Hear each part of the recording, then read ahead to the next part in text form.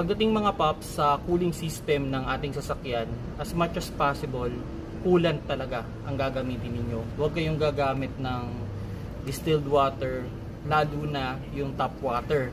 Although pwede kayong gumamit ng distilled water sa time ng emergency, pero kung kaya, kung makakabili kayo, coolant pa rin yung gagamitin ninyo. Kasi ang pinaka-advantage ng coolant is pag nagkaroon ng tagas, mas visible.